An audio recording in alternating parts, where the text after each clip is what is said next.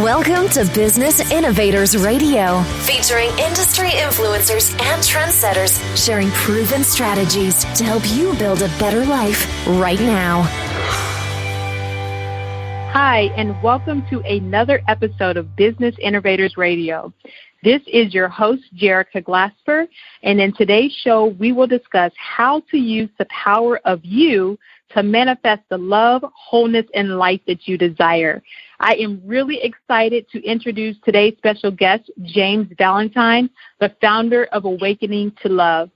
James is best known as a manifest coach. James is a best-selling author, an international speaker, mentor, and coach. He's also a certified hypnotherapist and a neuro-linguistic programming expert, and he has served in the self-help space for more than 25 years. After entering into what he calls the darkest period of his life, he was able to emerge with the power to both identify and overcome the roadblocks, the pain, the struggles that he had lived with most of his life. He now specializes in helping people pull back the veil of their own life and to see that life is, to see life from a more empowering perspective. A perspective that helps them use everything that shows up in their life to create the life they want. He uses what he calls the 3 pillars of manifestation, and today on the show, James will be talking to us about how to manifest the love, the healing, and the life goals that we all desire quickly. James, welcome to the show. I am so excited to have you on as a guest. How are you today? I am doing amazing. I am doing incredible. How are you? I'm doing fabulous. Thank you so much for joining us on today's show, and let's go ahead and dive right in. Why don't we let the audience know who James Valentine is?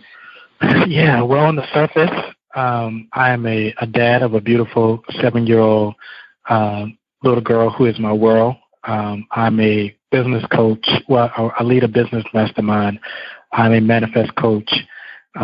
All those things that you kind of mentioned before, but underneath all of that, I'm a power and I'm a force, and I identify with that part of who I am. That is the divine. That is the God self. And that is who I am. Awesome. I absolutely love that. You know, in the self-help space, in the spiritual space, we always say that we are spiritual beings having a human experience, and I totally believe that. So I love that. Talking to my dad all the time, he believes the same thing, and he always calls me the goddess. He's like, you are a goddess. You know, you're in this body, but you're a goddess. So I love that you identify with that as well. Yes. All right. So how did you get here? So you're a hypnotherapist, you're an NLP expert, you're a business coach, a manifest coach. You have so many great talents. How did you get here? Well, as you alluded to in the introduction, I went through a lot of pain to get here. Relationship pain, life pain, even had some health things. They seemed very light, but they were something to me.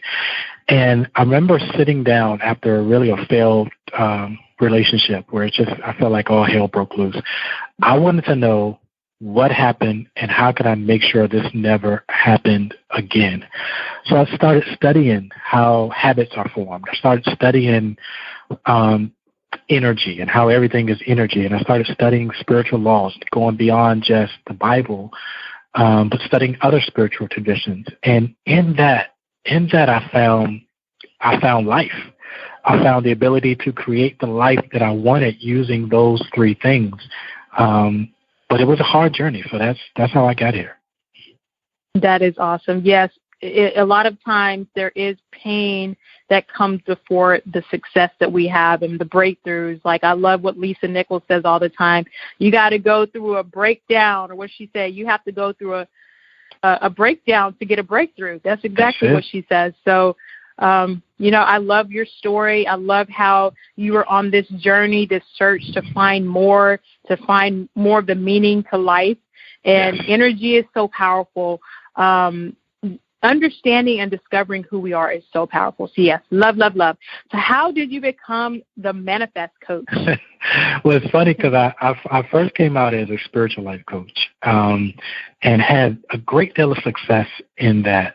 However, I felt that the language may have been too much for the audience that I wanted to reach. And so really at the heart of who I was as a spiritual teacher was helping people manifest healing, reconciling relationships and things of that sort. So I just took that piece of it and just said, you know what, I can reach a much broader audience if I just brand myself as the manifest coach.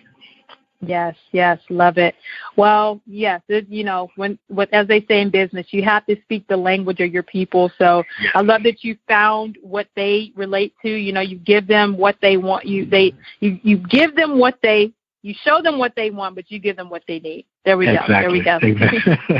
Yeah. So people need you. Everybody needs a manifest coach to show them how to create the life that they want. And so what exactly is a manifest coach? A manifest coach is someone that shows you. I show you, and that's why this is titled, use, the power of you, using that power that's already in you. So as a manifest coach, I don't really do anything but show you the power that's already in you to get you to tap into that, things like imagination, understanding how energy works. And in that same vein, show you what you're doing that's hindering your manifestation, because we often talk about, I just think it and I feel it in existence, but we don't often talk about what we're also doing, maybe in juxtaposition to that, that's also hindering your manifestation, whereas maybe your manifestation shows up, but if you're recognizing what the blocks are, they show up a lot quicker. So yeah. Yes. Can you elaborate on the blocks? Let's talk about the energetic blocks. Let's talk about the things. What causes some people to, it seems like, progress in life and to get the things that they want? And then you look at some people's life and you're like, how are they still in the same loop 5 years later, 10 years later? But this part, they started at the same point. They went to the same school, grew up in the same neighborhood, got the same education, but one is thriving and one is not. What's with that? It's really about, and it's some of the most interesting things that we don't even think about. Everything from your diet. I mean, when you think about certain foods that you eat, because let me say this, we use energy to manifest. Because since everything is energy, we know that everything is energy. If I want to create something in my life or manifest something in my life that's not there presently, then I need to release more of the energy that's in me, or I need to, channel more energy to create more energy, which obviously shows up as that particular object. So everything that robs us of energy, from the foods that we eat to not exercising or not getting, feeling run down. But really it's about mindset. It's about mindset. You can fuel your life. You can fuel your healing. You can fuel love by just your mindset, having that expectation. But some of the smaller things, yes, it could be from what you eat. I mean, there's certain food that you eat that you feel like, say, Thanksgiving. You have Thanksgiving, and next thing you know, you slouch down in your seat, whatever. You have expended energy that could have been used for manifestation. People who meditate channels that energy, at a single point, so that while you're in the middle of manifestation and while you're in the middle of meditating, if you choose to visualize what it is that you want, you're in an optimum position to do that. But some of the things, again, like exercising gives us more energy, because when you think about it, money is energy. So if you want money, you have to channel more energy for money. Vacations and trips and all that. All of that is just energy. And so it's looking at the areas of your life that are robbing you of energy and changing those, transforming those areas. I love it. You said a mouthful there, so I'm going to unpack it, because I love this idea. This not an idea, but this realization that we are energy. We are created from atoms, right? Our body is made up of atoms and proteins and all of these things that you said, and it's a proven fact that we emit energy, and that means we also attract energy. And one of the things that I'm looking to do is to learn about energy more this year, about energy blocks and energy clearing and energy healing, because we hold trauma and we hold food and we hold thoughts in our being, in our body as energy. And so if you have the loving energy radiating through your body, your heart, your lungs, your digestive system, it performs differently than if you have hate and resentment and anger and jealousy and all of these different things in your body. It literally manifests certain sicknesses and illnesses in the body. And it's funny because food, we think, okay, food does play a big part, but we grow up thinking, especially in the African-American community, oh, diabetes runs in my family. Oh, high blood pressure runs in my family. Oh, and all of these things, yes, it quote unquote may run in your family. That's because no one has taken the time to break that energetic tie with certain things, whether it be food, whether it be mindset, whether it be all these different things. Like a lot of the energy creates the environment. And so energy, like you said, can be the food. Ooh, don't get me. Ooh, yes. Right. Yes. And these are things that we get pleasure from, but we get short-term pleasure from, but in the long term, they're absolutely hindering us. And I love how you brought that piece into diabetes and things, because part of manifesting the healing we want is something that Bruce Lipton talks about. He's a great teacher on manifesting healing, but he has a teaching called epigenetics, and he talks about how, because you can hear something over and over again. Mama had cancer, auntie had cancer, grandma had cancer. Once you get that into your thought process, once you make room for that in your own mind, the propensity, it's not so much the disease, or it's not so much the illness that's creating it. Your mind is creating it because of how society says it runs in the family, or it's hereditary, or things like that. You have the ability to just go, you know what, I'm choosing not to have it. I'm making the decision that it's not going to show up in my life, instead of entertaining it and looking at, okay, well, somewhere down the line I'm probably going to get it. By your thoughts, you are creating the likelihood of it happening. So you're almost creating, so where mama and grandma might have had it, and now it's showing up in your life, you co-created that experience. And you think it was hereditary, but no, you create, because when it comes to manifest healing, we'll touch on that for a quick second. When it talks about manifesting healing, what actually takes place is every thought you have releases what's called a neuropeptide. That is released into the body, and it looks for a cell receptor. It's like putting a key into a lock. So if your mindset is, grandma had cancer, mama had cancer, and now you're entertaining that thought repeatedly over years, you're hearing it, you're entertaining it, you're wondering if it's going to happen to you. You are continually introducing a key into your body that's unlocking a cell that creates the likelihood of you having it. It's not that heredity has passed it on to you. It's your mindset that has more times than not created it for you. In fact, I think I heard that it's only 1%, like 1 to 5% of people who actually have something passed down on a hereditary level. It's a really low number. You can, people can Google this for themselves, but this is a really low number. So 95% of that is you. 95% of that is all you and your mindset. I don't want to hear that part, James. I know I'm not popular right now, but that's the truth. It's absolutely the truth. You are absolutely popular because people are seeking the truth. We're tired of being lied to. We're tired of being told that, science is law and that we don't take into consideration the metaphysical or the quantum physics of things. And, watching Joe, I think it's Joe Vitale, I want to say that's his name. Yeah.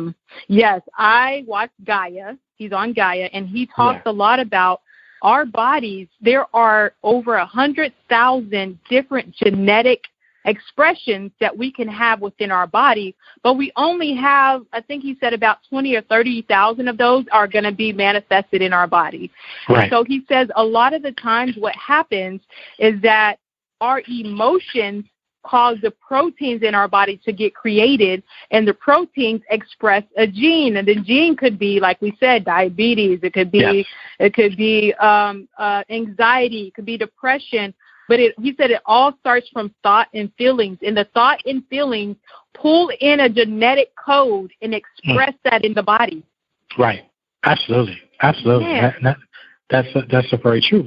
But and the blessing in that is, if I'm creating disease in my body by what I'm thinking and how I'm feeling, that also means that I can create wholeness in my body by how I'm thinking and how I'm feeling. And I'm not sure how many people, listeners, are Christians. I often find that I meet them a lot in this journey. And for those who identify with Jesus saying, your faith has made you whole. That's saying your belief. That's saying your thoughts. That's saying your emotions has made you whole.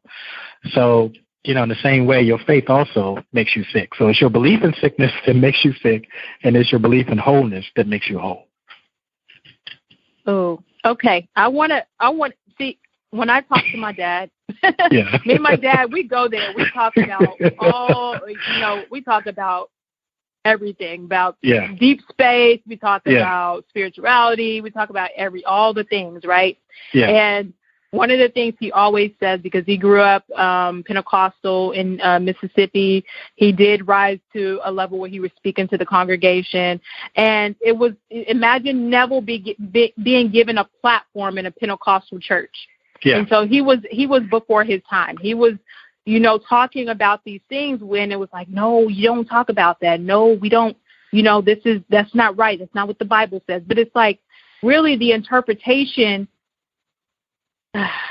It's all in there. It's all in there. Oh my goodness, yes, yes. And I a large part of this 25 years in the self-help space has been as a minister, and so I was the one who was teaching the errors, not realizing it at the time. But but it's almost like when you step back and look at it, like you go, how did I miss this? And then you understand that because it was taught to you that way, and it was taught to the person who taught you, and that, so on, that it just becomes a part of the programming, even when we can at times look at it logically and go, that doesn't make sense. Yes. Ooh, we could talk. We could go there on that topic. All right, so we're going to continue right on with this show. And so almost everywhere we turn, it's like, I love seeing that people's consciousness is getting raised on the planet. It's like people are awakening and saying, you know what? I'm not accepting that anymore. I'm not accepting that to be true because I feel and I know differently. And so almost everywhere we turn, someone is talking about manifestations or the law of attraction. So what makes you different from those type of experts? I think it's what I alluded to earlier. A lot of us are talking about how to do it, but not a lot of us are talking about the things that, again, as I said earlier, are hindering us from doing it. So you see people who, they kind of have a hit or miss with manifestation. They hit one time, and another time, didn't work out this time, whatever. But what makes me stand out is I show you how to do it with speed, because, again, once you identify those blocks and you now address those blocks, it happens quickly, and it happens consistently. You can just have an expectation that it's going to show up, and instead of, because I've come across people who know how to manifest. Some of them don't even know how. Well, actually, let me be clear. There's some who know how to manifest. There's some who I just do it. I don't know how it works. But not a lot of people are talking about, because it's one of the processes is thinking it and feeling it. But one of the things we have to understand is by the time we're 35 years old, most of our life is run on automatic. 95% of our life is run on automatic by the time we're 35. And what that means is I do things the familiar way I'm doing them, the familiar way I've always done them, because it feels good. So when you're trying to introduce a thought that says, you know what, I'm setting an intention for more money or success in my business or better health or whatever, you're now trying to take 5% of your conscious mind to go against your 95% of your subconscious mind that goes, that's not what we used to. Like we're comfortable. So one of the things I do is I tell people how to go from the subconscious to the conscious. So instead of trying to get past the gatekeeper who is powerfully strong, has so many years of existence being a certain way, who's like, you need to go ahead with that nonsense. I show people how to get into the subconscious, where now your subconscious is working in tandem with your conscious mind. So those are a few of the things that make me different. I love that, because you can know what you need to do, but people need to really overcome why they haven't done it, or like you said, the blocks, because you can give somebody PDFs and books and videos and meditations, and I'm a why person. Why am I doing this? How do I do this? And so it's not enough to just give me, oh, go listen to this. I want the backstory. And I think a lot of women are that way.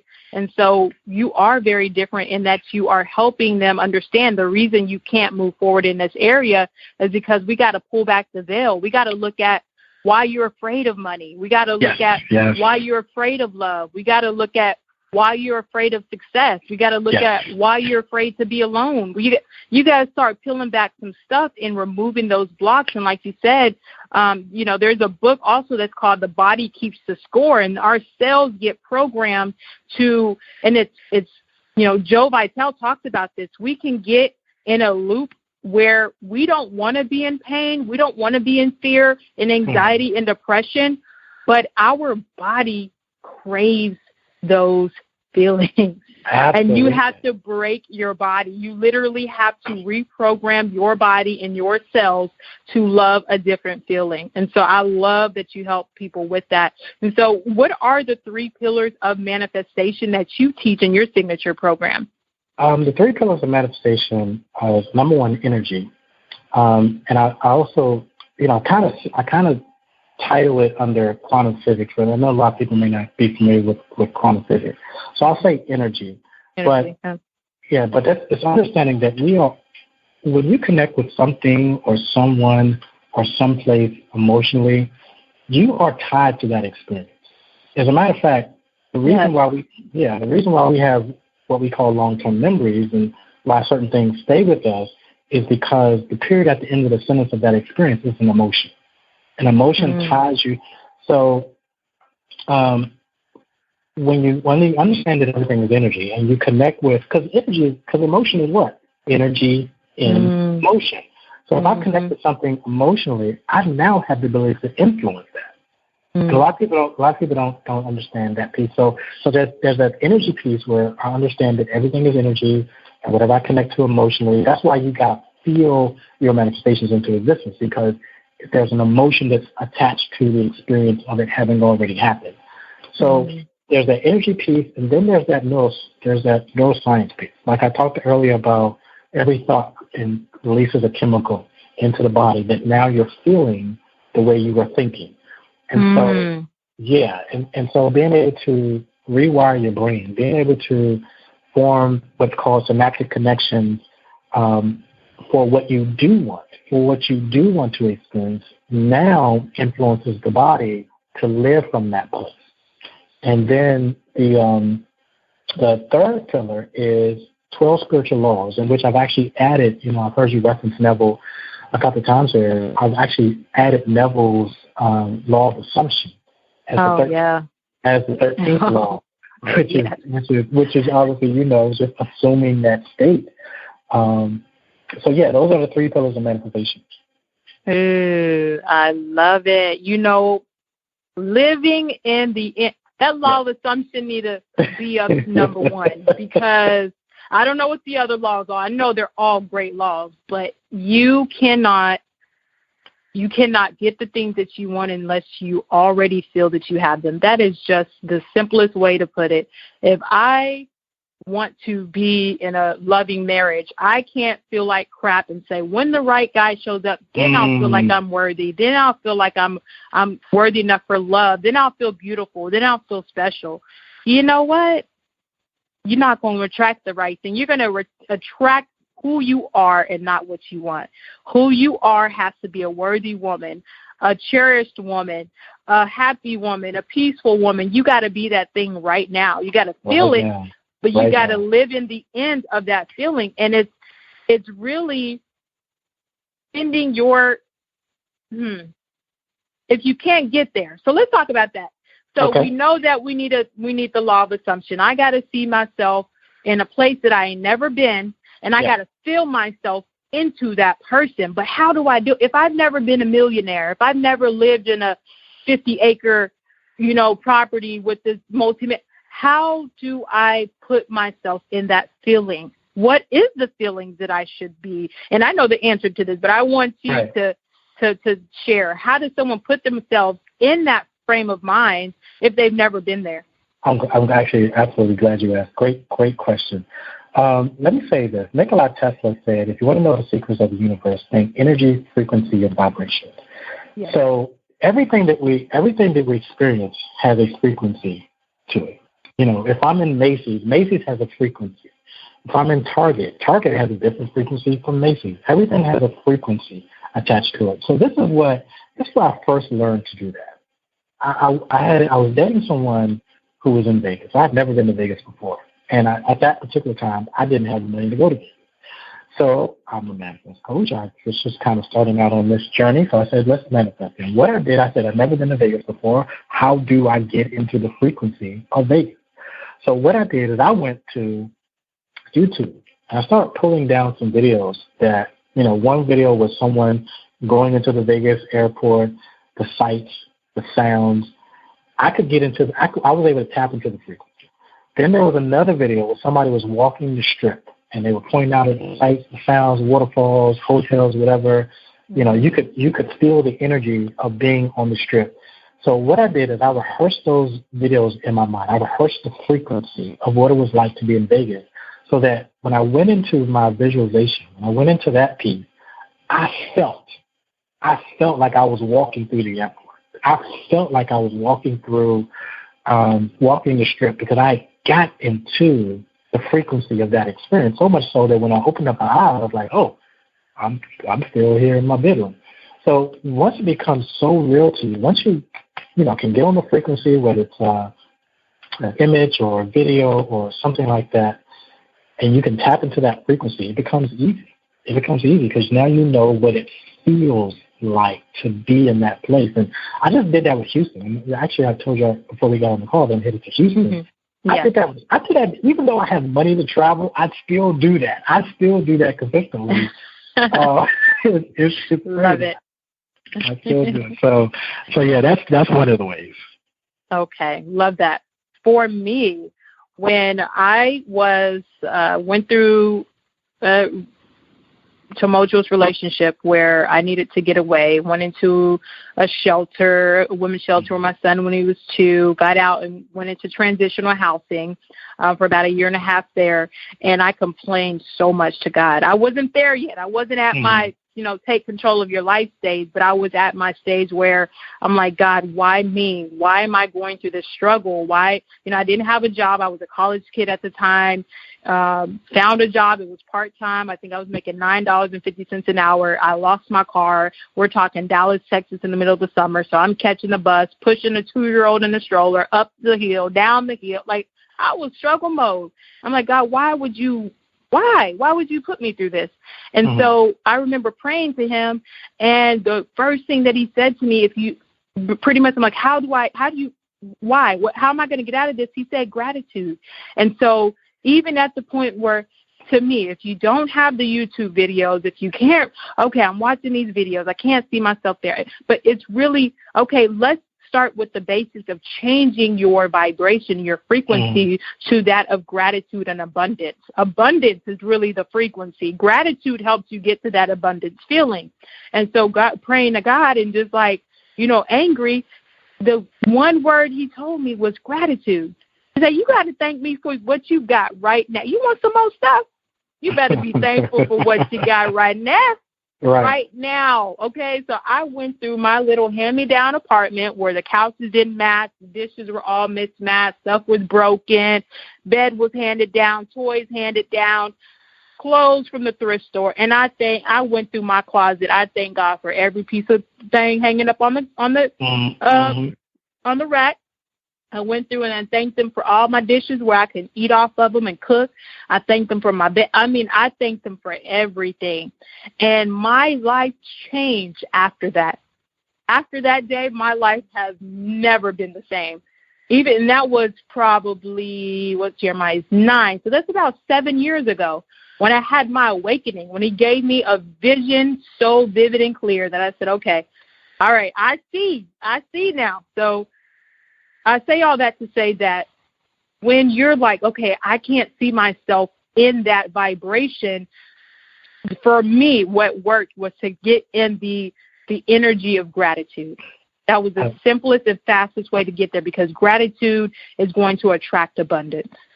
Absolutely. I agree with you. And I'm glad you pointed that out, because that was a piece that was a key part of it. So even when you can get into the frequency and add gratitude, you just optimize that thing to there's nothing I do that I manifest that does not have, I am grateful and I am thankful that I am, or that I have, or that I, that gratitude piece is the most important piece. I'm glad you brought that out, that I overlooked it. But it's the most important piece, because that is the evidence, for my Christian folks.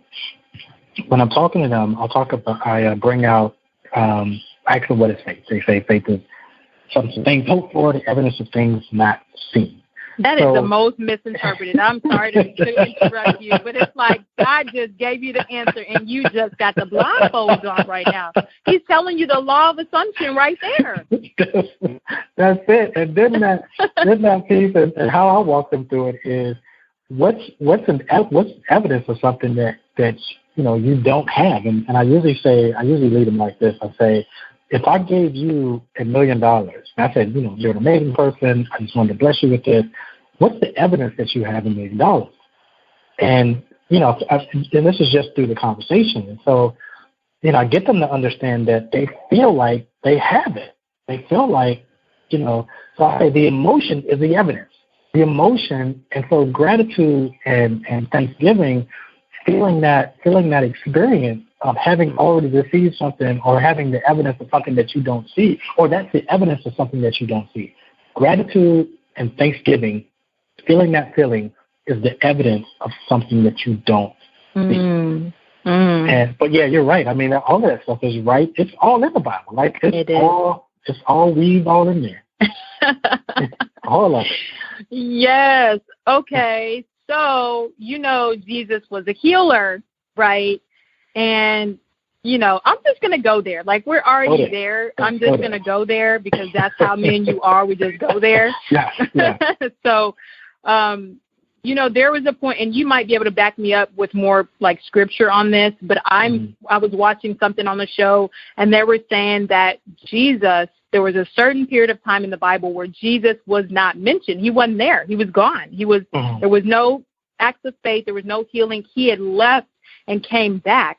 And in the show, what they were speculating is that he went over to the Middle East and he learned Reiki, and he learned from masters over there in the Eastern culture about healing. And we know now that there is a such thing as energy healing. And so when you hear the disciples touch people and their eyes are healed, or they touch someone's leg and their leg is not broken anymore, that is energy healing.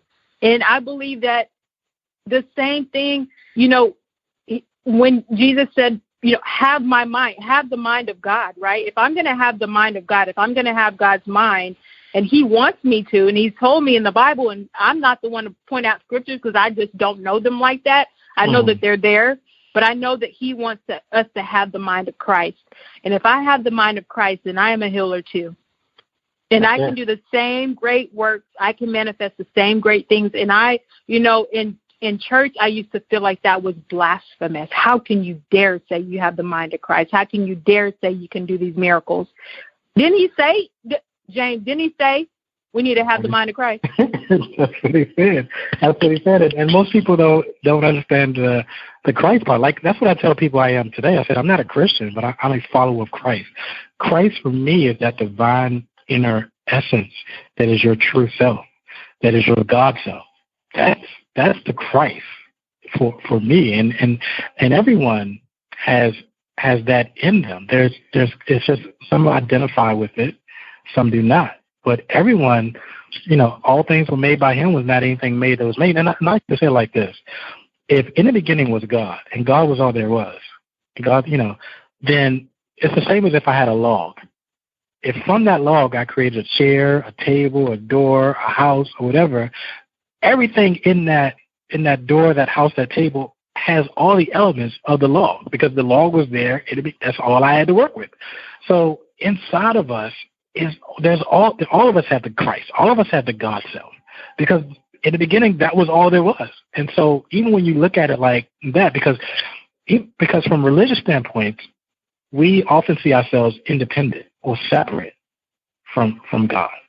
You have the choice. Yeah, you have the choice whether you choose to identify with what I call the dream or your true self.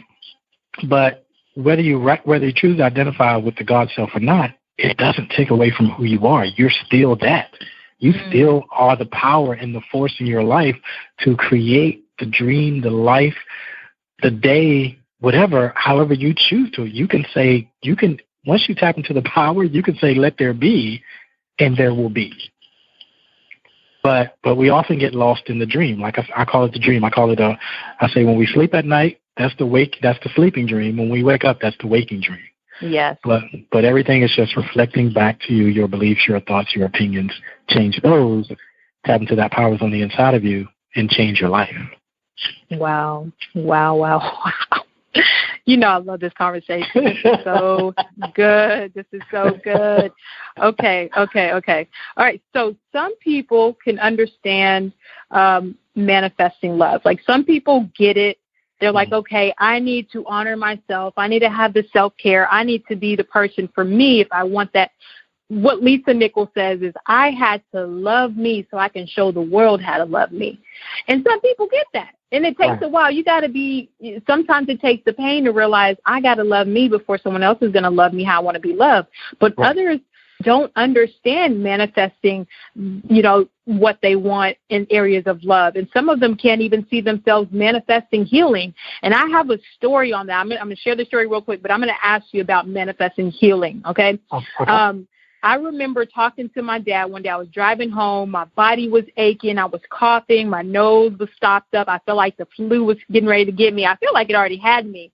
And I remember driving, and I remember talking to him, telling him, I hadn't been feeling good, and then get off the phone with him, and I just sat there. I didn't close my eyes, but I meditated, and I just put this feeling of love and healing. I cannot explain it, but my entire body was vibrating, like it was tingling and vibrating from the top of my head to the bottom of my feet. I immersed myself in this energy of love and healing, and I kid you not, within that before I got home, I was not sick anymore. My body, I didn't have the body aches. My nose had started to clear up. My throat stopped hurting, and I called my dad back. I said, Dad, I just healed myself. He's like, you did? And so, I can call him and tell him stuff like that. So I was like, Dad, I'm sitting here, and I embody that energy that we're talking about. I raised my vibration from one of whatever caused me to get that sickness. I said, nope. So I started, the gratitude, the love, the healing, all of that. I brought that into my energy field, and I was not sick no more, James. So not how you do it. Well, if you want to talk about how you do it, but people feel like they can manifest love, they can manifest the life that they want, but we have a hard time believing because of science and medicine and big pharma that we can take our healing into our own hands. So how can someone really manifest healing? It's interesting. I've experienced it a number of different ways. Before I even knew what this was about, I remember I had twisted my knee really bad, and I just started speaking. In the same way of sending energy, I spoke to my knee, and I had a conversation with my knee.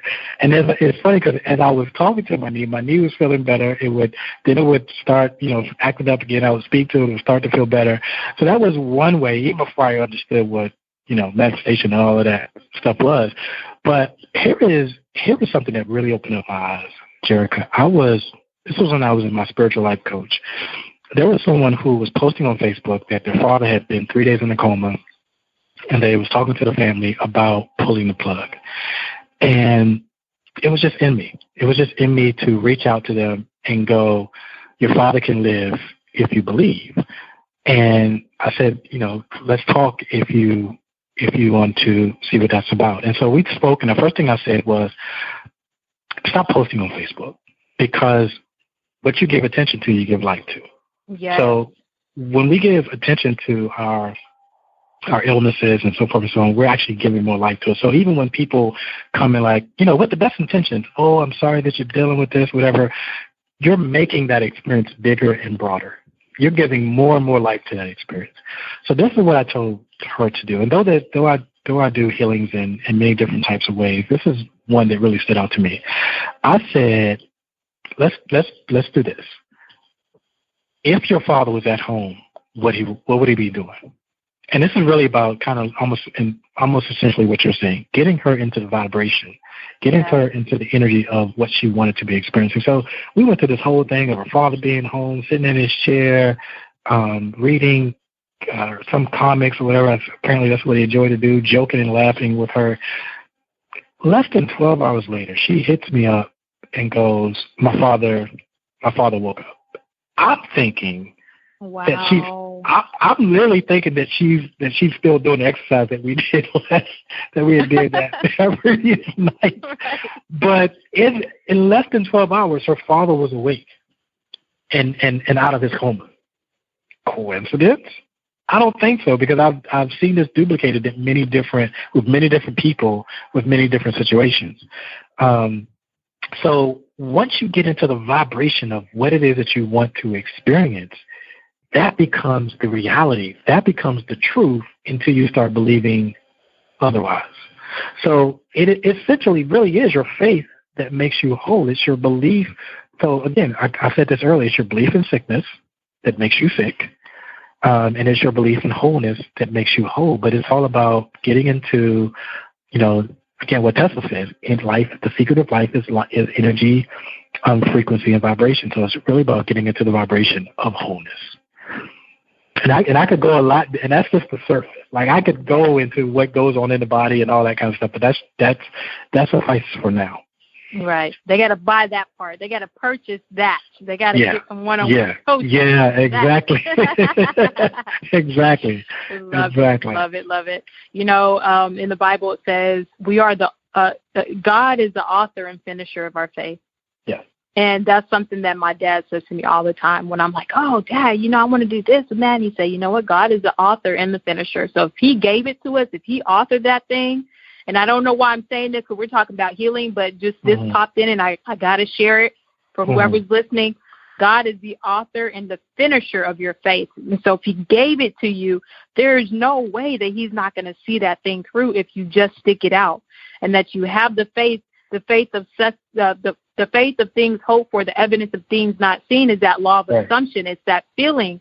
And I love that you had that conversation and that you created that reality. Our job is not to know the how. Our job is to put ourselves in and to send that message forward that this is what we want. The act does not, the result does not precede the feeling. You can't have the result and be like, oh, yeah. No, you have to actually, that's the secret. You have to feel it. You have to see it. And one of the ways that you can do it as well, I know, like actually role-playing and talking about it, another thing that I do if I don't have someone to talk to is I do inner conversations. And so I told you before the call that I'm coaching a group of girls at this after-school program. It's a group of high school girls, and I taught them, one of the things I taught them is how to create their day, how to set up their day. And the morning routine that I taught them is called Wake Up and Win the Day. And what you do is in the morning when you wake up and you're laying in bed, you have inner conversations about the end of the day, how your day went. And you hear your mom saying, how was your day? Did you have a great day? And you hear yourself saying, yeah, Mom, today was the best day I've ever had in school. Or you hear your teacher saying, you know what? you aced that thing. You made the highest score you've ever made if you got a test. So I said, you have those conversations now. Put that out there now. And I said, at the end of the day, so you have a relive. Relive. So the morning, step 1 is relive the day. At the end, as if you've already lived the day. Step 2, at night, in the evening, when you're laying in bed, you do revise. So you do relive and then revise at night, is that you rewrite the story how you want it to go, even if it didn't go your way. And I taught them about revision, okay?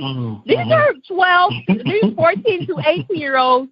Again, me at 32 had to learn and pay for it and coach and cry and fight and pain to finally get here. And I said, you can control the outcome of your day. Even if it doesn't go how you want, you can rewrite your day. You can literally revise when you're laying in bed and you say, okay, I got to see on that paper. You're going to go back to that scene as if you're the director, because you are. You're a co-creator with the divine creator. And you're going to look down at that paper and you're going to see an A. You're not going to see that C. Or if you had a bad day, you're going to lay in bed and still hear your mom say, sweetie, I'm glad you had a great day today. I hope you have a great day tomorrow. Right. We're going to revise that thing. We're going to get there one way or another. It may not work the first time, but you keep putting yourself in that mind frame and that energy that you create your day and you control your day and how you want to feel. It has no choice. It's the law. It has no choice but to obey you. Absolutely. And this is something that doesn't sound too far out there, so I could say this. And you know this. Your subconscious mind doesn't know what you're experiencing is real or imagined. So if you're reframing or re-rehearsing your day the way you want to go, your subconscious mind is going, this is what we experience.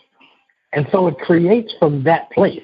It cancels out everything that you believe that you had experienced that day, and it goes with, this is, it just accepts it as this is what we experienced today. So how did Neville say, rewriting it, or what's the term he uses?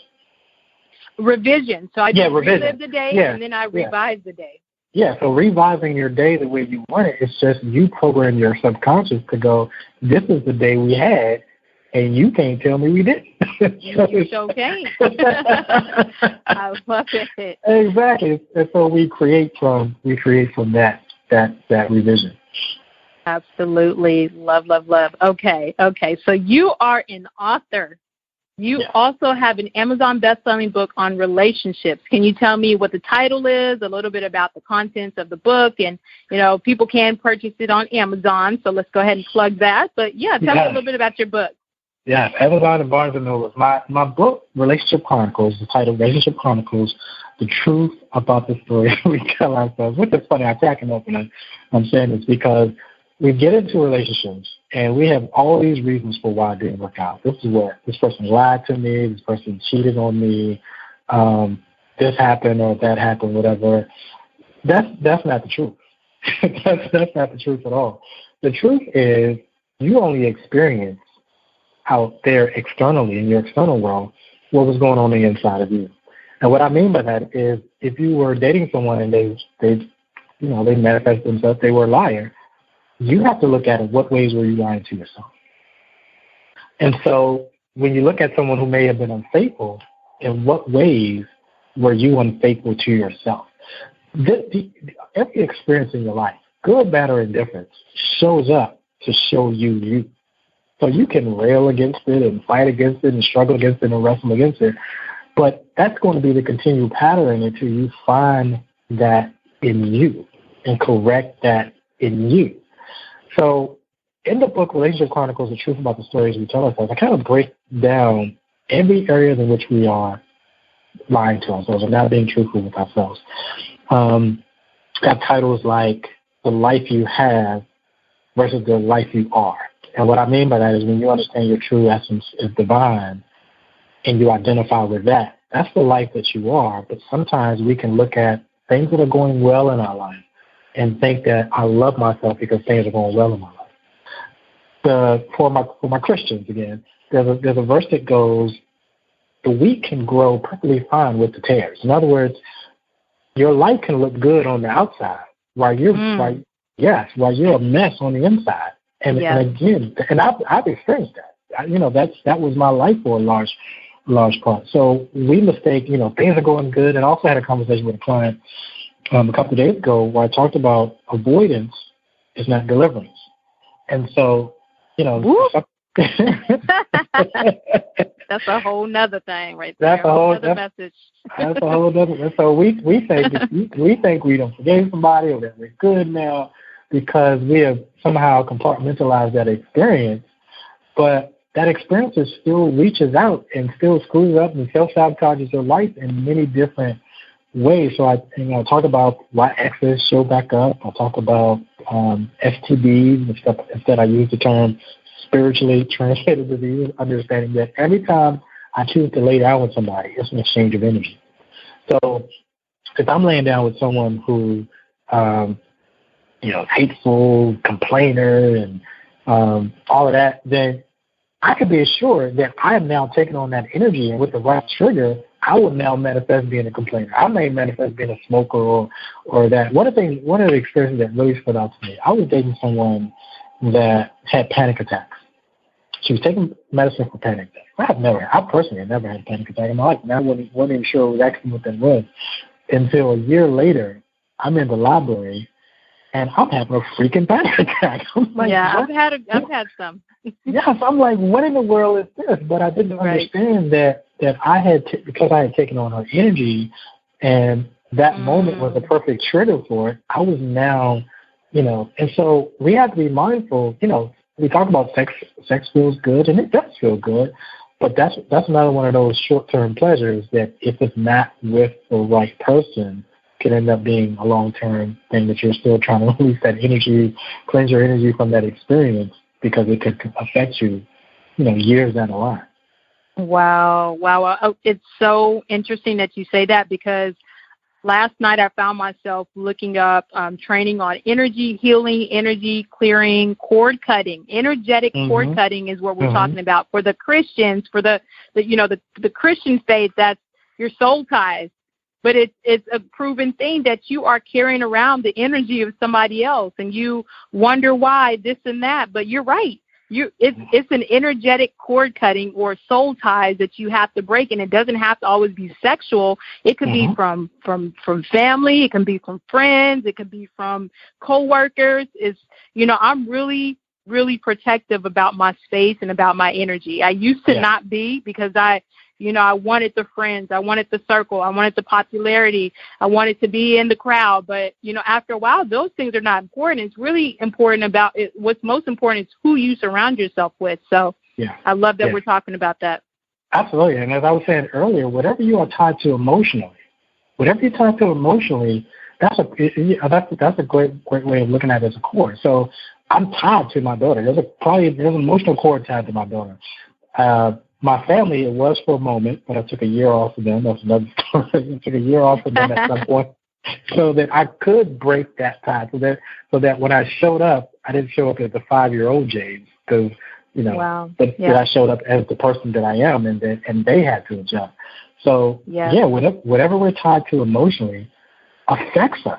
It affects us. It has influence over us. I have a friend right now. I can feel when she's going through something. I can literally feel when she's going through something.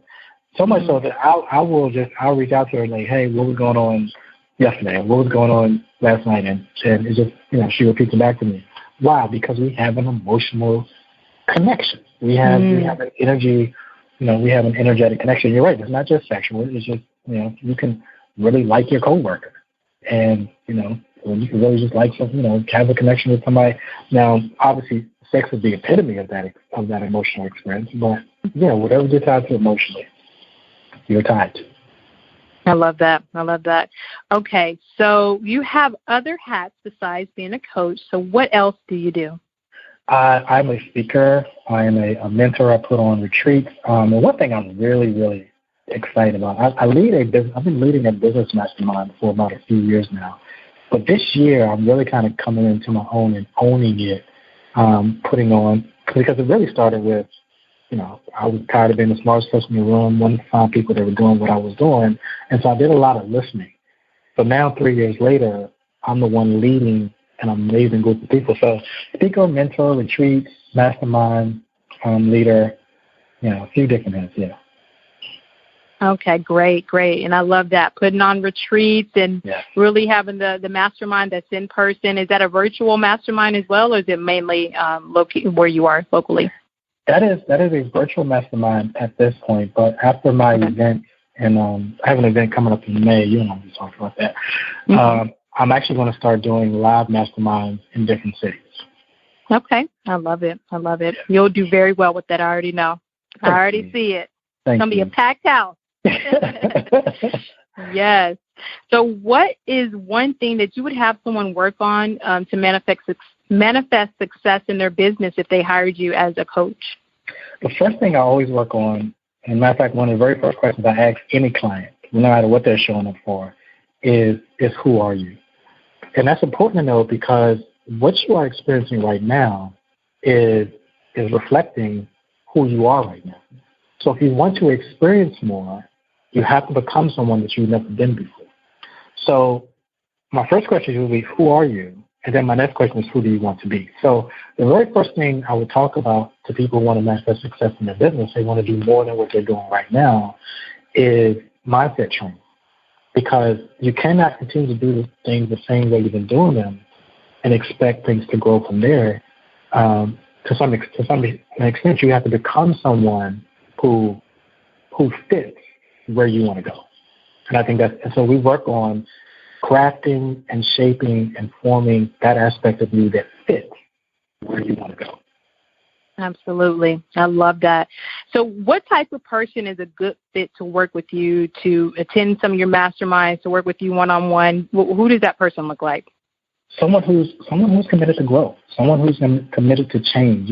What really changed my life was a phrase that I had that I would say over and over and over again. I would say, if I die, I die. And it really came from one of the spiritual books, the Tao Te Ching, that says, if you're not afraid to die, there's nothing you can't achieve. So if you're willing to be as uncomfortable as you possibly can be, or whatever it takes, you want to create change in your life, you're on the perfect candidate. Like if you're lollygagging or you just want to see, I'm probably not the one for you. But if you're like, I'm all in, whatever you ask me to do, I'm going to do, I will show you the same map that got me to where I am right now. Because I think you mentioned this about your journey, about your experience, but you and I, as we talk offline, we both came out of a homeless shelter. Mine was literally 2016, literally almost 4 years ago. So in a very short period of time, I've been able to have great gains. But that was through my commitment of no matter what I got to do, I can't stay here. Yes. I love that. Is there anything else that you want to share with our listeners about who you are, about what you do? Any closing thoughts or remarks? Well, I do want to say this. If anyone is in Vegas or close to being in Vegas or want to be in Vegas, at the end of May, I am putting on a Get Your Life Back retreat with some amazing speakers and my business partner. And it's all about shifting from a place of being stuck where you are in your life, whether you're dealing with depression, suicidal thoughts, still trying to get over a divorce or things those low energy experiences, and you feel stuck and you want a hand to help you get to that next level and show you what's possible for you. Definitely reach out to me through my Facebook, J Valentine 1043, Facebook.com/J Valentine 1043. Otherwise, and actually through that avenue, you can be aware of when I'm doing my mastermind. My Manifest Formula Masterclass, our relationship masterclasses. Just a good way of knowing what's going on with me. I love that. And you also have a Facebook group. How can they find you on Facebook? Yes, my Facebook group. I love my little community. It is Manifesting Love, Wholeness, and Life with James. Again, Manifesting Love, Wholeness, and Life with James. Plug that in, and you should see my group. Awesome. Well, I am going to drop the link to your Facebook page and to your group as well on this page for this podcast show. So, James, I want to thank you again for being a part of Business Innovators Radio today. You know, it's always a pleasure. When we get together, we can go there. We go deep Absolutely. on our conversation. So love everything that you talked about. I look forward to your continued success in 2020 and beyond. And, you know, if there's anything I can do to help you or support you, you know that I'm here for you. I do. And vice versa. We just have that type of connection. So I appreciate it. Yes, and thank you, everyone, for listening to this episode with our special guest, James Valentine. And again, I will drop the links below this audio so that you guys can check out his groups, his events, and his Facebook page to keep track of the Manifest Coach himself. All right, thank you for listening. Thanks for listening to Business Innovators Radio. To hear all episodes featuring leading industry influencers and trendsetters, visit us online at businessinnovatorsradio.com today.